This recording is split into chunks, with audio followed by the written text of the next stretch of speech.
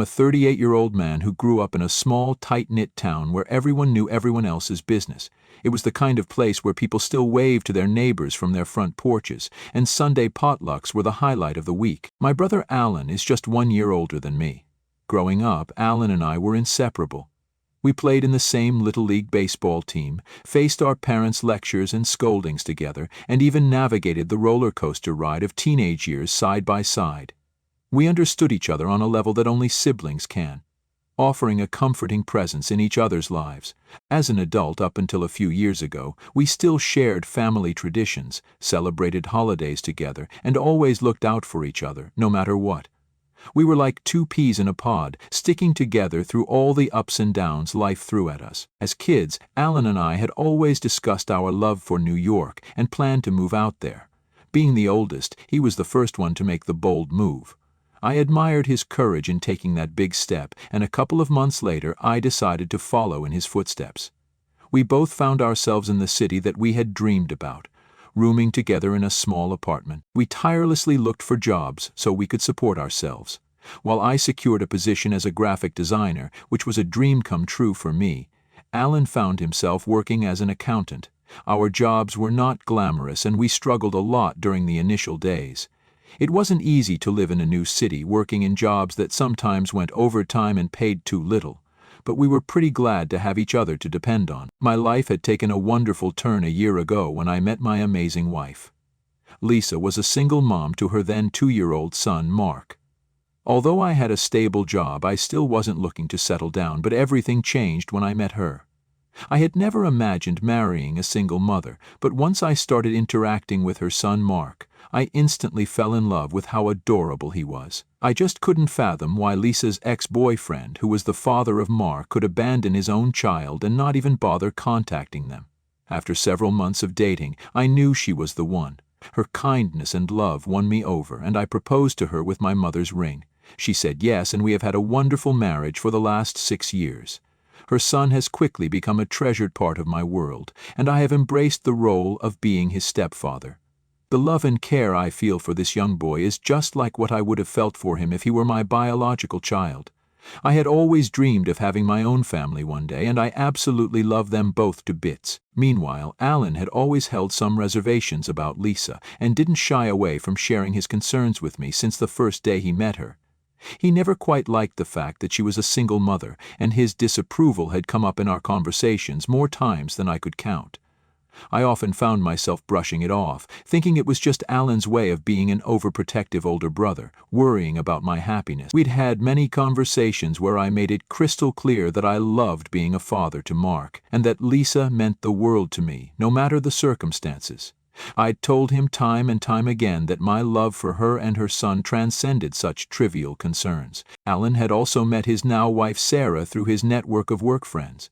Their love story was like something out of a romantic comedy, where workplace acquaintances turned into lifelong partners. The chemistry between them was undeniable, and it didn't take long for their friendship to blossom into something much more significant. I've spent my fair share of time with Sarah over the years, but we never really bonded much with her. You see, Sarah had a serious drinking issue, which sometimes led to her getting angry and blurting out a lot of secrets that she would later claim that she couldn't remember. On one such occasion, while we were all out drinking, and when my brother wasn't around, she confessed that he had trouble satisfying her in bed. Apparently, he was struggling to maintain his performance, and this left her wanting more. She mentioned how she had been hooking up with strangers sometimes. I was taken aback by what I heard, and the next day, after we were both sober, I decided to confront her about it. I didn't want to bring this up to my brother without confirmation first, as I knew how much he loved her, and it could potentially ruin their relationship. Sarah denied ever saying such things, and swiftly changed the topic. I decided to let it slide at the time, as I couldn't do anything, especially when I had no proof. If I did tell my brother then, he could have chalked it up to her talking gibberish while she was drunk. Although I let it go at that moment, those words have always lingered in the back of my mind all these years. As a result, I've always kept my distance from her since then. Now, coming on to the incident that happened this week. Every year, our family from all over the country travels back to our hometown, no matter where we are, to celebrate my mother's birthday. It's become a family tradition now, and it's something we have been doing for as long as I can remember. No matter where we are or how busy life gets, we make sure to mark that special day by being with our mother. This year I decided to take an earlier flight, so I arrived in our hometown before everyone else. You see, Lisa and Mark were scheduled to fly in a bit later because Mark had this important school assignment to finish and hand in. So I had some time to spend with our family before they got there. Alan and Sarah made it too, and it was shaping up to be a great get-together. We were all looking forward to spending some quality time together. The atmosphere was filled with laughter, stories, and that feeling of togetherness that only a family gathering can bring. Just a few days before my mom's birthday, I drove to the airport to pick up Lisa and Mark. Even though we had only been apart for a few days, as soon as Mark saw me, he sprinted towards me with his arms wide open. The pure joy on his face made my heart swell with happiness. We drove back home where my parents welcomed them with open arms. Mark had always been a favorite in my family, and my parents treated him like their own grandson. In fact, my father had even spoken with me this time about having Mark spend holidays with them so he could learn valuable skills while helping out on our family farm. Of course, my father would pay him for his work, but it was also about teaching Mark important life lessons. On the other hand, I noticed that Alan didn't get up to greet my wife and son. Sarah, who was helping my mother out in the kitchen with the preparations, rushed to hug them. I thought maybe Alan was just tired that day from helping around the house, so I didn't pay it much mind. The big day arrived, and we had all worked hard the night before to make sure everything was ready so my mom wouldn't have to lift a finger on her special day. Our close relatives and my mom's old college friends started showing up, and everything was going great. Some of the guests had children of their own, and I introduced Mark to them. The kids quickly ran off to play around our farm, shouting and having a good time. We gathered to have lunch, enjoying the well-cooked meals, when suddenly we heard Mark scream. Lisa and I rushed outside to find him on the ground with scraped knees.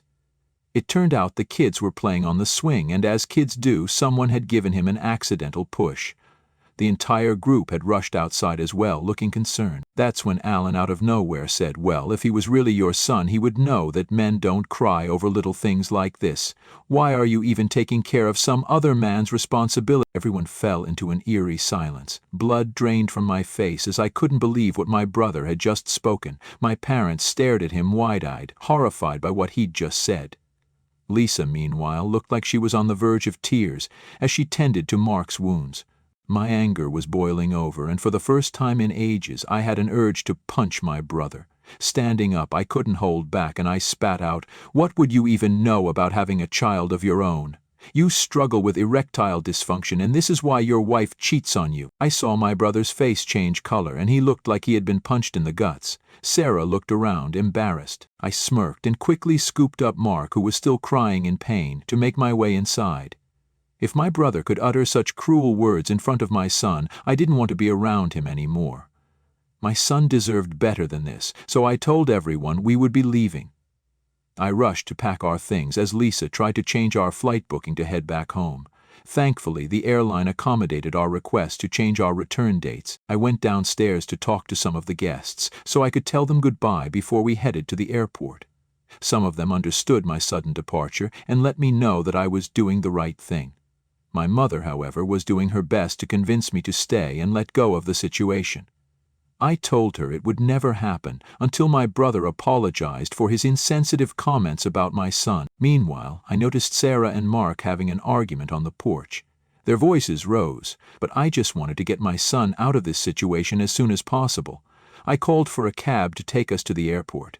While my dad offered to drive us, I didn't want him to be away from my mom on her birthday, so I hugged them goodbye, apologized for the incident, and we left. Once we were back in New York, me and Lisa could breathe in relief. I was concerned that this situation might have affected her more than me, especially since my brother had publicly humiliated her and our son. Mark, being a kid, was thrilled to be back home, eager to play his video games. Lisa had kept her composure in front of everyone, but now that we were back home, she broke down in tears. Since then, I have been overwhelmed with guilt for putting her through this. When I entered this marriage, I knew some people might question my decision to accept our son. But I never imagined it would be my own brother who would do this. In the days that followed, Lisa, Mark, and I focused on mending our family bonds and trying to put this incident behind us. We decided to make the most of our time off and enjoy each other's company. I spent quality moments with Mark, and Lisa's smile returned. Today, suddenly, I received a text from my brother. The message was far from friendly. It accused me of ruining his life. It appeared that my revelation about his wife's secret had led to a confrontation between them, which had turned their world upside down. Sarah had been unfaithful for a long time, with multiple partners, since the beginning of their relationship, and the truth was finally out. I have chosen not to reply to him because it seems pointless. His message contained absolutely no apology for how he treated Mark. Shortly afterward, I received a call from our mother. She seemed quite upset and told me that Alan was contemplating divorcing Sarah. She tried to urge me to reconcile with him by reminding me that family should last forever, but I firmly shut her down by reminding her that Alan hadn't even bothered to apologize yet for what he had told me about my son. Mom tried to justify it by saying that Alan wasn't a parent yet, hence he didn't know saying that would harm my child. She also mentioned how relatives in our hometown were gossiping, with some feeling pity for my brother. According to them, even though Alan didn't harm me directly, I had ruined his life by revealing the secret. So Reddit, am I the a-hole for exposing my sister-in-law's hidden secret and potentially affecting my brother's life? Update 1. It's been a few weeks since the incident, and something interesting happened today, so I am here with an update. Since the incident, there has been an eerie silence between my brother and me. I never replied back to him, and he didn't try to contact me further. Our lives slowly went back to normalcy as Lisa and I got back to work and Mark resumed school. And then, out of nowhere, I received an unexpected call from Alan today. I was out with my colleagues, so I couldn't pick up his call. When I reached back home, I gave him a call hoping for a positive outcome. I figured he would have had plenty of time now to cool down and think with his head straight. But as soon as Alan picked up my call, he shouted, "Congratulations, bro! You have successfully ruined my life now." He continued saying how he had talked with Sarah and asked her for a divorce, thinking that she would beg for his forgiveness. Instead, she immediately complied and was ready to go through with it. This seemed to have really pissed him off. I mean, I got his point of view as he was the one getting cheated on, but at the same time, I didn't understand why he was still pining for someone who didn't respect their relationship enough to stay loyal to him. I could hear the noise and laughter from the pub in the background, which indicated that he was not exactly in a state to have a rational conversation. Alan's voice was filled with bitterness, and it was clear that he was looking for someone to vent to, but I was in no mood to be his punching bag.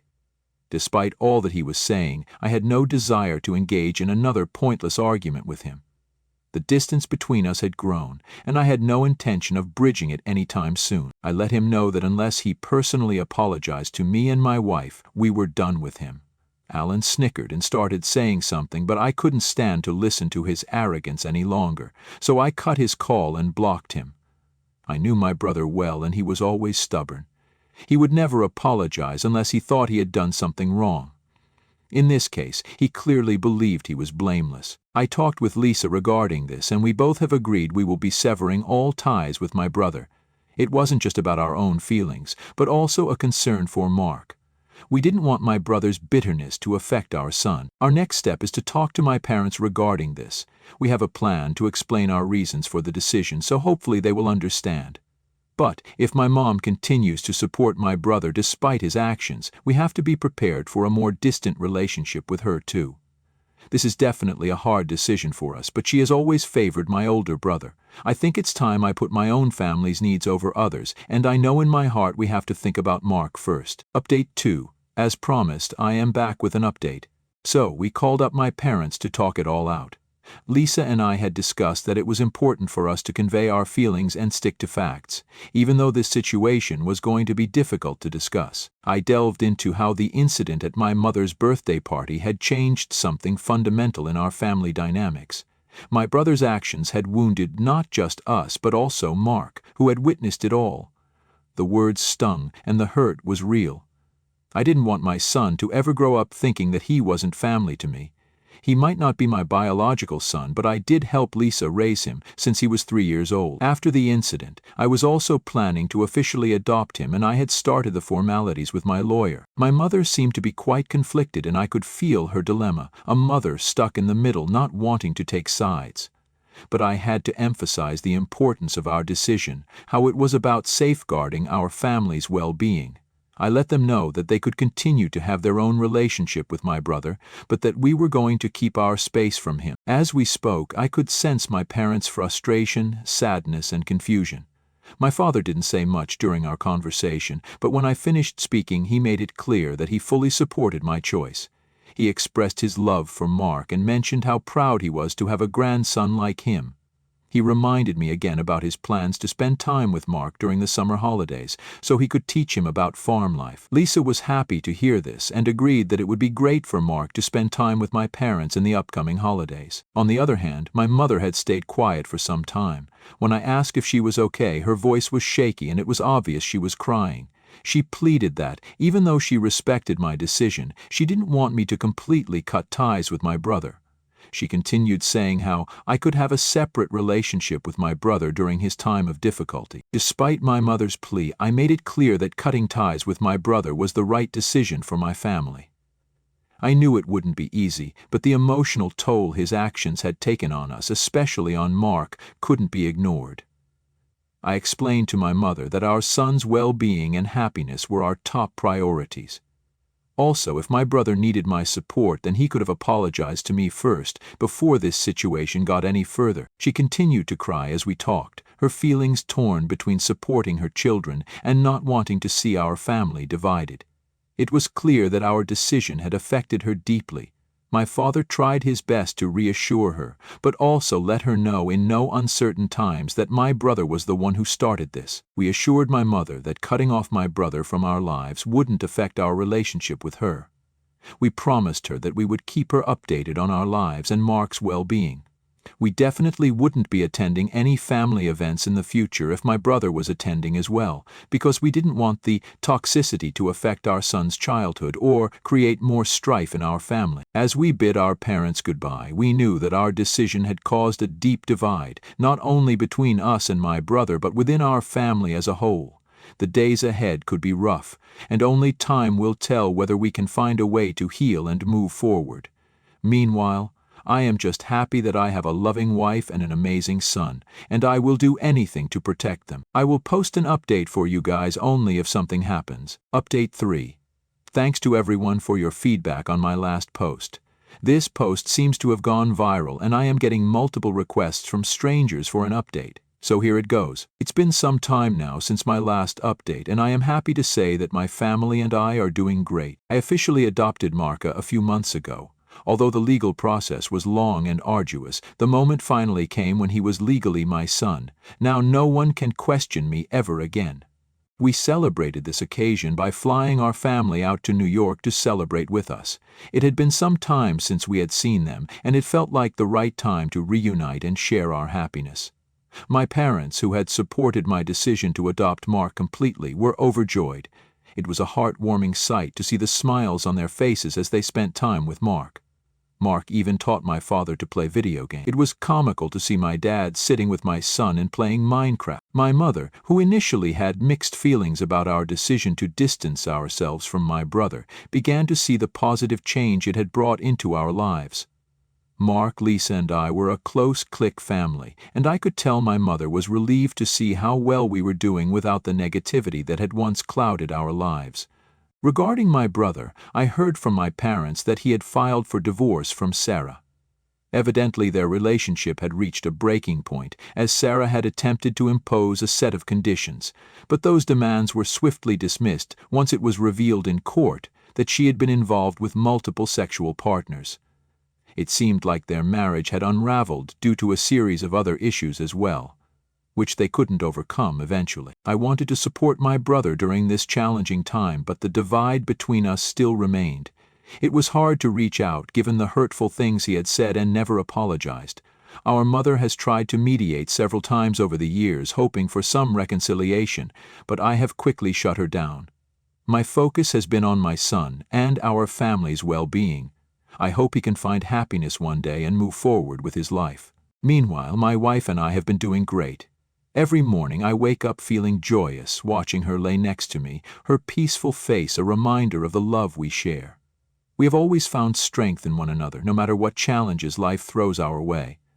With my parents now here to take care of Mark, Lisa and I are finally planning for a long overdue vacation, just the two of us.